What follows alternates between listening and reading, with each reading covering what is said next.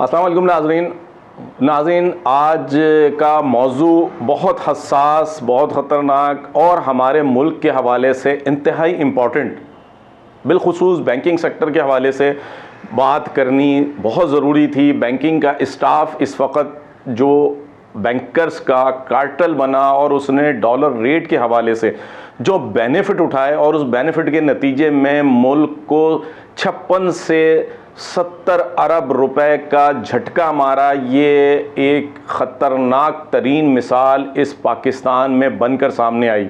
कमोबेश 5 रुपए से लेके 30 रुपए तक के स्प्रेड में जाकर पाकिस्तान बैंकिंग सेक्टर के 8 बैंकों ने जो हिस्ट्री आपके सामने आ गई है, लेकिन वो आखिर है क्या? बैंकर्स ये पूछना चाहते थे, आवाम ये पूछना चाहती थी कि ये हुआ क्या है, कैसे हुआ है, किस तरह हुआ है, और इसमें जो लोग शामिल हैं उन लोगों के ख़िलाफ़ आया कोई एक्शन होगा या नहीं होगा, या जिस तरह से सियासतदानों को और इस मुल्क में हर आने जाने वाले करप्शन करने वाले को NRO दिया जाता रहा, सेफ़ एग्ज़िट दिया जाता रहा, इस तरह इन लोगों को भी सेफ़ एग्ज़िट दे दिया जाएगा, NRO दे दिया जाएगा कि इस बार तो लूट लिया, आइंदा कोशिश नहीं करना, और उसके बाद जो है वो दोबारा फिर मज़ीद कोशिश करेंगे।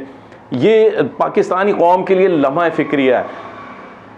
हुआ क्या, तफसीलात हम आपको बताते हैं। पाकिस्तान बैंकिंग सेक्टर के 8 बैंकों ने इंपोर्ट एक्सपोर्ट LCs के हवाले से जो डॉक्यूमेंट्स रिटायर होता था, उस डॉक्यूमेंट्स के जो भी डॉलर रेट होता था, पेमेंट तो आप उस हिसाब से करते थे, लेकिन जब नई LC आप जारी करते थे तो उस पर जो पाक रुपीज़ का रेट था वो अपनी मर्ज़ी का मुकर्रर करते थे और मार्केट रेट से 5 रुपए से लेके 30 रुपए तक का इजाफा करके दूसरे की चीज़ चोरी का माल और अपना माल सोने की कीमत बेचने वाली बात करते थे, जिसके नतीजे में ये 56 अरब रुपए का फ्रॉड जो है उस पर जन्म दिया। जब ये फ्रॉड सामने आया तो मुख्तलिफ बैंकर्स ने इन्हीं ताजिर रहनुमाओं, ताजिर बरादरी, ताजिर एसोसिएशंस और सनतकारों को मिलाकर उनसे अथॉरिटी लेटर्स लिखवाए कि जी हमें अगर बैंकों के साथ काम करते हुए इतना LCs पर जो है इतना मार्जिन अगर हमें पे भी करना पड़ा है तो इससे हमें कोई फ़र्क नहीं पड़ता और हम इसके लिए तैयार हैं और हम बैंकर्स के साथ हैं। नाज़रीन, बात यह है कि 200 रुपए का डॉलर बढ़ा के आपने 215, 220, 225, यहाँ तक कि 230 रुपए के रेट पर आपने LCs खोली। डॉलर के रेट पे मार्केट रेट क्या था, आपका रेट क्या था, आपने इतना स्प्रेड क्यों जन्म दिया? ट्रेजरी पर बैंकों की इंतज़ामिया ने क्यों आंख नहीं रखी, क्यों उनको खुली छूट दी? चंद रुपए के कमीशन के लिए जो है वो मुल्क की आवाम को इतना बड़ा झटका क्यों दिया गया? बात यह है कि देखा जाए तो 56 अरब रुपए का फ्रॉड कोई बहुत बड़ा फ्रॉड नहीं है, लेकिन बात यह है कि ये मुल्क के साथ गद्दारी है। ताजिर बिरादरी ने इसमें, सनतकार बिरादरी ने इसमें बैंकर्स का साथ दिया और देने की कोशिश कर रहे हैं। इदारे ताहाल खामोश हैं, स्टेट बैंक ताहाल खामोश है, ऑडिट हो रहा है, ऑडिट के में चीज़ें रेक्टिफाई हो चुकी हैं, गवर्नमेंट इस वक्त खामोश है, गवर्नमेंट की जानिब से कोई एक्शन नहीं लिया जा रहा। क्यों? कि बात यह है कि इसका जो भी प्रेशर है वो एंड यूज़र पे पड़ रहा है। एंड यूज़र कौन है? एंड यूज़र आप है, एंड यूज़र मैं हूँ। आप जाएं ज़रा सर्जिकल मार्केट में, आप जाएं ज़रा इंपोर्ट मार्केट में, एक्सपोर्ट मार्केट में, जहाँ से आप चीज़ें बाहर की कुछ चीज़ें लेते हैं जो पहले आपकी रेंज में थी, आज आपकी रेंज से बाहर चले गए। मैं मिसाल लूँ, छोटी सी चीज़ है एक व्हील चेयर, जो कि इस वक्त एक कॉमन सी चीज़ है और तकरीबन जिस घर में बुजुर्ग है वहाँ यकीनन एक व्हील चेयर लाजमी है। वो व्हील चेयर जो 6 से 8 हज़ार रुपये की कमोबेश आपको पड़ती थी, आज वो 17 हज़ार रुपये से 22 हज़ार रुपये की है। सिर्फ साल में 8 महीने में ये रेट कहीं से कहीं बढ़ गया। प्रॉफिट का रेशो आपने तमाम बैंकों का देख लिया कि कम से कम 40% से लेके और तकरीबन 250% तक जो है सिर्फ एक सहमाई यानी 3 महीने के अंदर जो है ये प्रॉफिट बढ़ा। जब ये हो रहा था तो क्या बैंकर्स को पता नहीं था? क्या सीनियर मैनेजमेंट को पता नहीं था? क्या ट्रेजरी जब डेली जो ट्रेजरार जो है जब वो आपका बैंक बंद करता था तो उसको नहीं पता होता था कि मैंने आज कितने डॉलर्स की जो है वो डॉक्यूमेंट्स रिटायर किए और कितने डॉलर के नए जो है वो रेवेन्यू जनरेट हुआ या मैंने LCs खोली? और क्या वो रिपोर्ट डेली बेसिस पे प्रेसिडेंट्स के पास नहीं जाती थी? और अगर प्रेसिडेंट के पास जाती थी तो प्रेसिडेंट क्यों खामोश था कि तुमने ये रेट क्यों बढ़ाया, मार्केट रेट ये है, ये तुम जाके क्यों कर रहे हो? वही ट्रेजरार जो है वो सनतकार बिरादरी को ये कहता रहा कि जी आपके हमने इसमें तमाम गैस, बिजली, दीगर अदर एक्सपेंस शामिल कर लिए हैं, लिहाजा आपको कोई टेंशन की ज़रूरत नहीं है, आप सेफ रहेंगे। आप उनका भी जहन बनाते रहे कि मुल्क को लूटना है तो दोनों मिलके लूटते हैं। मसला ये है कि ना तुम्हें कोई नुकसान ना मुझे कोई नुकसान, सिर्फ चंद पैसों के कमीशन की खातिर ट्रेजरार ने और चंद पैसों के प्रॉफिट बोनस के लिए प्रेसिडेंट्स ने अपने ट्रेजरार को छूट दी, इस मुल्क को लूटा। पहले शुगर कार्टल हम सुनते थे, फिर आटा कार्टल हमने सुना और अब हमने बैंकिंग कार्टल सुन लिया। और इन कार्टल्स की जो सरपरस्ती है वो इस वक्त वजारत ख़जाना भी कर रही है और इसकी सरपरस्ती रेगुलेटर भी कर रहा है। ये भी बता दूं कि ये फ्रॉड भी सामने नहीं आता अगर पाकिस्तान का एक अहम तरीन मुल्क की सलामती का इदारा इसमें इन्वॉल्व नहीं होता, सामने नहीं लाता, अपना जो है वो पोजीशन को इस्तेमाल नहीं करता, तो शायद ये इंक्वायरी भी नहीं होती, ऑडिट में दबा दिया जाता। और ऑडिट में दब रहा है।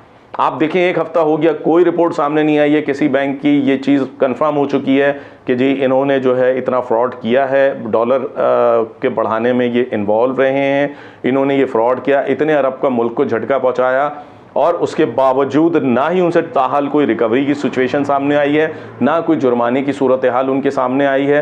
बल्कि बात ये हो रही है कि उनकी जानिब से जो है वो जिन की एलसीज खोली गई उनकी जानिब से क्लियरिफिकेशन सर्टिफिकेट दिया जा रहा है, ओके का सर्टिफिकेट दिया जा रहा है, एनओसी का सर्टिफिकेट दिया जा रहा है कि जी हमें कोई मसला नहीं है। बात यह है, अपटेमा वाले या मैं और दीगर ताजर एसोसिएशंस की बात करता हूं कि यार आप लोगों को जो नुकसान हुआ उसका अजाला आप एंड यूज़र की तरफ उसको क्यों डाइवर्ट कर रहे हैं? आप वो लोग जो इसके ज़िम्मेदार हैं उनके खिलाफ कार्रवाई से क्यों गुरेज कर रहे हैं? आपको चंद पैसों का फ़ायदा हो जाएगा, चंद टकों का फ़ायदा हो जाएगा, लेकिन आपको पता है महंगाई की सूरत हाल क्या है, पोजीशन क्या है। उस पोजीशन में आप अपनी हैसियत को इस्तेमाल करते हुए जो रोल अदा कर सकते थे उस रोल को क्यों अदा करने से गुरेज़ा हैं? मीडिया में बात दबाने के लिए हर मुमकिन कोशिश की जा रही है। तमाम जो इदारे हैं जो फ्रॉड में मुलविस बैंक्स हैं वो मीडिया को दबाने की पूरी कोशिश कर रहे हैं कि ये बात सामने ना आए। लेकिन क्यों ना आए? मुझे ये बताएं। बात ये है कि ये 56 या 70 अरब रुपए की बात नहीं है, इसका एंड यूज़र को जाके लॉस खरबों रुपए का पड़ता है। एंड यूज़र की रेंज से चीज़ें निकल रही हैं, एंड यूज़र्स जो है वो परेशान है, महंगाई 200% बढ़ गई है। और अब भी ये बात बता दूं, चले मैं इस वीडियो के एंड तक जाते जाते कि मुझ पे भी जो भी प्रेशर आएगा मैं बहरहाल उसको झेल लूँगा। मुझ पे जो प्रेशर आना था वो आ चुका और मैंने उसको तमाम को करते हुए ये वीडियो आपके सामने ला दी कि जी रेगुलेटर बराह रास्त इसमें इन्वॉल्व है, उसकी सरपरस्ती थी जिसकी वजह से बैंकों ने ये काम किया। और हैरत अंगेज़ तौर पर मतलब कन्वेंशनल बैंक तो जो कर रहे हैं सो कर रहे हैं, पाकिस्तान का सबसे बड़ा इस्लामिक बैंक जो है वो भी इस चिटिंग में इन्वॉल्व हो गया, वो भी इस फ्रॉड में इन्वॉल्व हो गया। आपने इस्लामी बैंक के नाम को दांव पे लगा दिया। आपके लिए शर्म का मुकाम है कि आपने अपने मालिकान को जो बाहर बैठे हुए हैं उनको चंद टकों के का बेनिफिट देने के लिए अपने मुल्क के लोगों को कि जिन्होंने आज आपको पर एतमाद करते हुए पाकिस्तान का नंबर 1 बैंक बना दिया आपको, आज आपने उनको झटका पहुँचाया, उनको टीका पहुँचाया। शर्म का मुकाम है आपके लिए। लेकिन बात यह है कि शर्म क्या, अपने पैसे से गर्ज है, आवाम के साथ कुछ भी हो। चलें जी देखते हैं। हमने अपनी आवाज़ बुलंद की, हम मुतमईन हैं कि हम जो किरदार अदा करना चाहिए था हम अदा करेंगे, करते रहेंगे, अपने अखबार में भी, अपनी वीडियो में भी इंशाअल्लाह ताला। तमाम फैक्ट्स एंड फिगर्स सिर्फ इस वीडियो में नहीं, आगे भी मैं सामने लाऊंगा, लाता रहूँगा, चाहे मेरे साथ कुछ भी हो जाए। बात यह है कि मैं एंड यूज़र को नुकसान नहीं होने दूंगा। मेरी कोशिश है कि अब मैं कुछ नहीं कर सकता, कुछ बोल के ही कर सकता हूं तो मैं बोल के कर लूं, मैं लिख के कर सकता हूं मैं लिख के कर लूं। कोशिश मेरी पूरी होगी, लेकिन जागना आपको भी है। सोशल मीडिया पे ट्रेंड बनाएं, इस वीडियो को आगे बढ़ाएं कि जी इससे हमें जो नुकसान हुआ है उस नुकसान का अजाला इन लोगों पर बड़ी पेनल्टी लगा कर किया जाए, इनसे रिकवरी की जाए, इनको पाबंद किया जाए, रेगुलेटर पे भी। जमील साहब, आप Pakistani banking sector, Pakistani banking industry में पहले रिकॉर्ड गवर्नर आए हैं स्टेट बैंक के कि जिसको 5 साल का टेन्योर मिला है एक साथ, वरना 3-3 साल के तो बेहिसाब आए और बेहिसाब चले गए।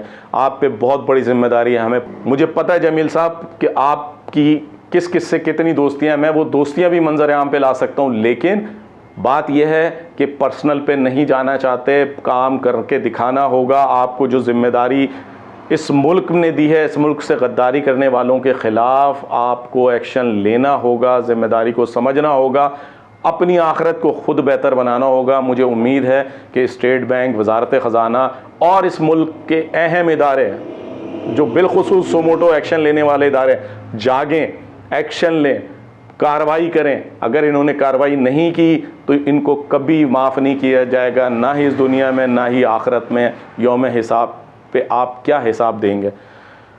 आप लोगों से गुजारिश है कि मेरी इस वीडियो को ज़्यादा से ज़्यादा आगे शेयर करें, अपनी आवाज़ बनाएं, ताकि पाकिस्तान को की मईशत को, पाकिस्तान की आवाम को पहुंचने वाले किसी भी बड़े झटके का कोई ना कोई सद्देबाब कम अज़ कम किया जा सके। अगली वीडियो पे फिर मुलाकात होगी। अस्सलाम वालेकुम।